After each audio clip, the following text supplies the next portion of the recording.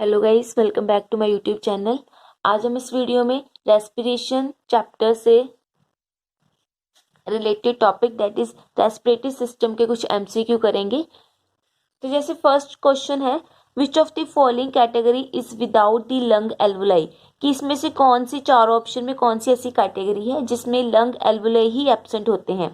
तो first option है इसका रेप्टाइल, सेकंड है एप्स, एम्फीबियंस या मैमल्स। इन चारों में कौन से कैटेगरी है जिसमें एल्वुलाई एब्सेंट हो गए। तो इसका राइट ऑप्शन होगा एप्स। एप्स है जो बर्ड्स हैं, उनमें जो लंग एल्वुलाई होता है वो एब्सेंट होता है।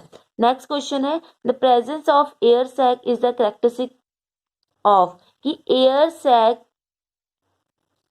का प्रेजेंट होना किसका कैरेक्टरिस्टिक फीचर है।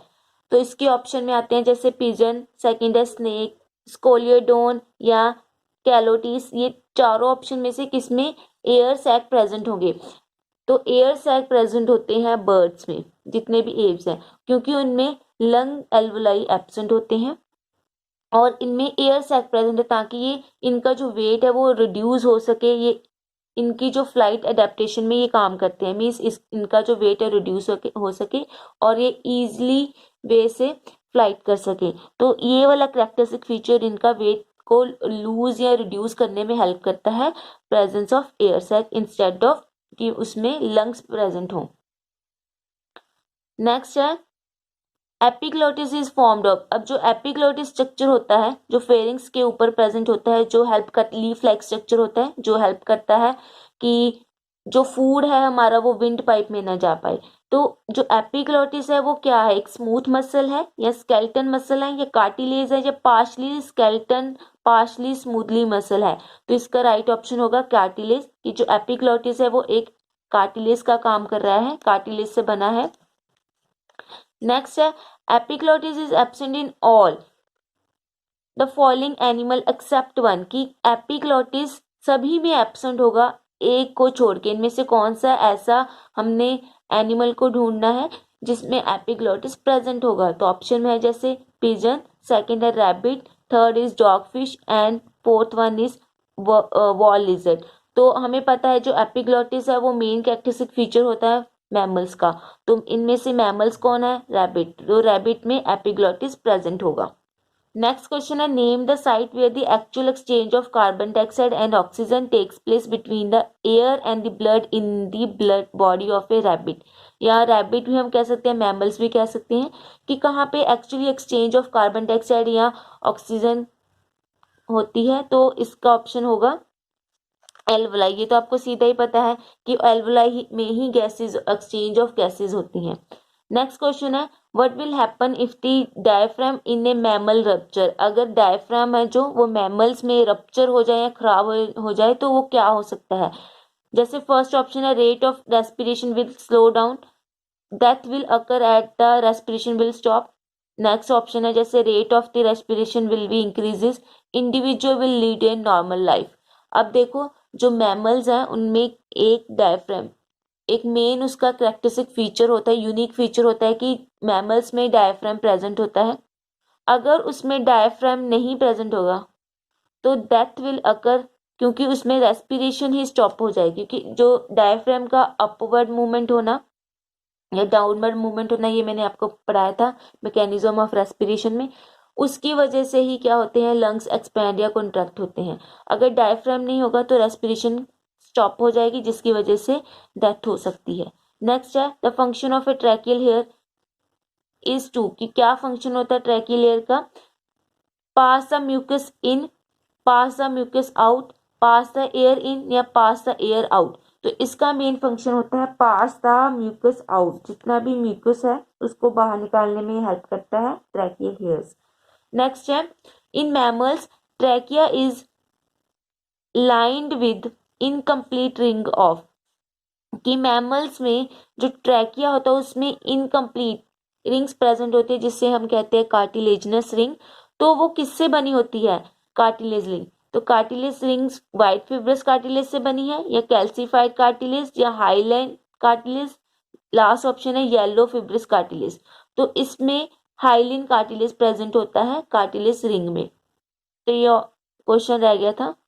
ट्रैकियल रिंग इज या आर कंप्लीट एंड बोनी इन। वैसे तो जो ट्रैकियल रिंग मैमल में होती है वो इनकम्प्लीट होती है, जिसे हमने कार्टिलेजिनस रिंग कहा था। लेकिन इनमें से कौन सा एनिमल है या जिसमें जो ट्रैकियल रिंग है वो कंप्लीट है? तो इसका ऑप्शन आएगा पिजन, कि पिजन में जो ट्रैकियल रिंग जिसने है वो कंप्लीट है और पूरी तरह से बोनी है, इसमें कार्टिलेज एब्सेंट है। नेक्स्ट क्वेश्चन है normal breathing in A mammal is under control of. अब ये भी मैंने आपको पढ़ाया हुआ है, रेगुलेशन ऑफ ए रेस्पिरेशन। तो वो कौन करता है, कहाँ पे उसका मेन सेंटर होता है? तो ऑप्शन में जैसे cerebral hemisphere, cerebellum, medulla oblongata या डीनसेफ्लोन। तो इसका राइट ऑप्शन आएगा medulla oblongata is the centre of respiration. Next question है the lungs are enclosed in. Lungs किसमें इंक्लोज होते हैं? ऑप्शन है जैसे पेरियोस्टियम, पेरिकॉन्ड्रियम, पेरिटोनियम या प्लूरा। तो ये भी मैंने आपको पढ़ाया हुआ है कि जो लंग्स है उसके बाहर प्लूरा की 2 लेयर्स प्रेजेंट होती है, जिसे हमने प्लूरा या उन्हें हम कहते हैं wall membrane of the lungs. Next question है the most unique characteristic of mammal is.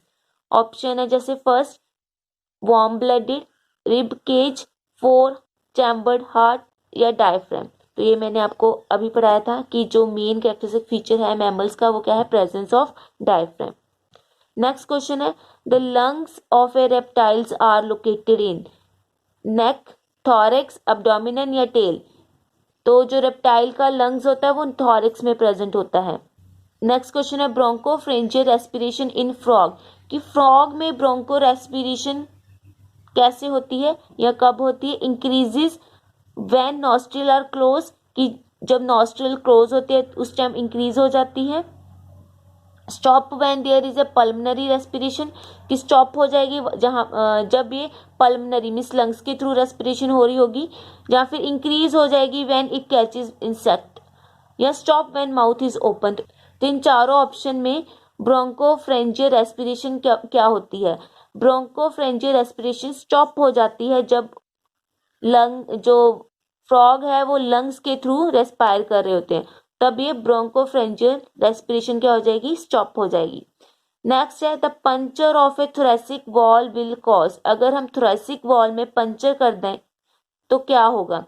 First option है collapse of gills, collapse of lungs, inflammation of lungs, no effect on breathing. तो इसका आंसर आएगा कोलैप्सिंग ऑफ लंग्स, की lungs की collapsing हो जाएगी जब हम थोरेसिक वॉल को पंचर करेंगे। नेक्स्ट क्वेश्चन ये इंपॉर्टेंट है, ये 2017 के एग्जाम में भी पूछा गया था कि ड्यूरिंग हाइबरनेशन, कि जब वो इनएक्टिव फॉर्म में होता है, फ्रॉग रेस्पायर थ्रू, कि फ्रॉग कैसे रेस्पायर करता है? थ्रू क्यूटेनियस मींस स्किन के थ्रू रेस्पायर करता है, या ब्रोंकोफ्रेंजियल बक्कल कैविटी के थ्रू रेस्पायर करता है? पल्मनरी रेस्पिरेशन या पल्मनरी मींस लंग्स के थ्रू रेस्पिरेशन करता है, क्योंकि जो फ्रॉग है वो 3 टाइप की रेस्पिरेशन शो करते हैं, तीनों कुटेनियस, ब्रोंकोफ्रेंजियल एंड पल्मनरी, या फिर ब्रैंकियल रेस्पिरेशन शो करता है। तो इन चारों में से वो कौन सी रेस्पिरेशन शो करेगा जब वो हाइबरनेशन की कंडीशन में होगा? तो वो कुटेनियस रेस्पिरेशन शो करेगा, स्किन के थ्रू रेस्पायर करेगा। नेक्स्ट क्वेश्चन है even in the absence of a air, कि mammals trachea does not collapse it is due to the presence of, कि अगर मैमल की जो ट्रैकिया उसमें एयर नहीं भी है तब भी वो कोलैप्स नहीं होता। तो वो किसकी वजह से कोलैप्स नहीं होता? Due to the presence of cartilaginous ring. तो इसका राइट ऑप्शन होगा कार्टिलेजिनस रिंग्स की वजह से जो ट्रैकिया है वो मैमल का कभी भी कोलैप्स नहीं हो सकता। नेक्स्ट क्वेश्चन है the lungs in a frog are thin walled होते हैं, इलास्टिक, या फिर नेक्स्ट ऑप्शन है जैसे कम्पैक्ट या स्पॉन्जी मासिस। नेक्स्ट ऑप्शन में थिक वॉल्ड, नॉन इलास्टिक या नन ऑफ अबव। तो इसमें आएगा थिन वॉल्ड एंड इलास्टिक। ये मैं आपको फ्रॉग के क्वेश्चंस इसलिए करवा रही हूँ क्योंकि जो स्ट्रक्चर ऑर्गेनाइजेशन इन एनिमल का जो चैप्टर है उसमें जो हमने 3 एनिमल्स के बारे में पढ़ना था, जिसमें अर्थवर्म आता है, कॉकरोच या फ्रॉग। तो उसमें फ्रॉग का ये पूरा रेस्पिरेशन कवर हो रही है कि फ्रॉग की जो रेस्पिरेशन के मेन कैरेक्टरिस्टिक फीचर्स क्या हैं, या उसका रेस्पिरेटरी सिस्टम के क्या क्या फीचर हैं। तो ये सारे इस क्वेश्चंस के थ्रू ही कंप्लीट हो जाएंगे। नेक्स्ट है, a frog must swallow air to expand the lung because frog, जो फ्रॉग है वो लंग्स को एक्सपैंड करने के लिए एयर को स्वेलो करता है, अंदर खींचता है। क्यों? तो इसके ऑप्शन में हमने बताना है कि वो ऐसा क्यों कर रहा है। Has a no vagus nerve, have a reliability, has reliability, low form of life, normal breathe through this his through its skin, या last option has no diaphragm. तो इसका ऑप्शन में आएगा हैज नो डायफ्राम, की जो frog है वो एक अम्फीबियन है, अम्फीबियन में डायफ्राम जो एक स्ट्रक्चर है वो प्रेजेंट नहीं होता है, जिसकी वजह से जो फ्रॉग है वो लंग्स को एक्सपैंड मीन्स जो गैसेस हैं वो उसको अपने माउथ या बक्कल कैविटी के थ्रू भी ले सकता है।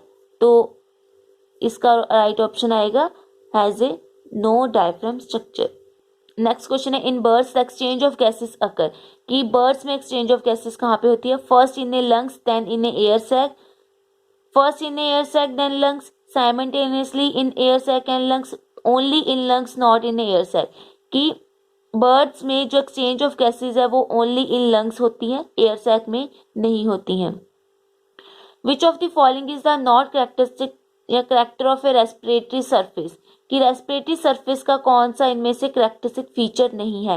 रेस्पिरेटरी सरफेस थिन होना चाहिए, बिल्कुल सही है। Extensive and permeable to gases, ये भी बिल्कुल सही है। लीस्ट वस्कुलर, ये ऑप्शन गलत है कि इसको मोस्ट वस्कुलर होना चाहिए, मॉइस्ट भी होना चाहिए। Ribs move outwardly during the respiration with, अब जो रिब्स होती हैं वो रेस्पिरेशन जब हम कर रहे होते हैं वो मूव आउटसाइड, की आउटसाइड कब होती है, with the help of intercostal muscles. ये भी मैंने आपको कराया था during the mechanism of respiration, की जो रिब्स हैं वो आउट वाली साइड मूव करती हैं, मीन्स एक्सपैंड होती हैं जब हम सांस को अंदर लेते हैं, इनहेल करते हैं, तो वो इंटरकोस्टल मसल की वजह से होती है ये। तो ये थे रेस्पिरेशन या रेस्पिरेटरी सिस्टम से रिलेटेड कुछ एमसीक्यूज। अगर आपको मेरी वीडियो पसंद आई तो लाइक शेयर कमेंट करना मत भूलना, और मेरे चैनल को भी सब्सक्राइब जरूर कीजिए। Thank you so much.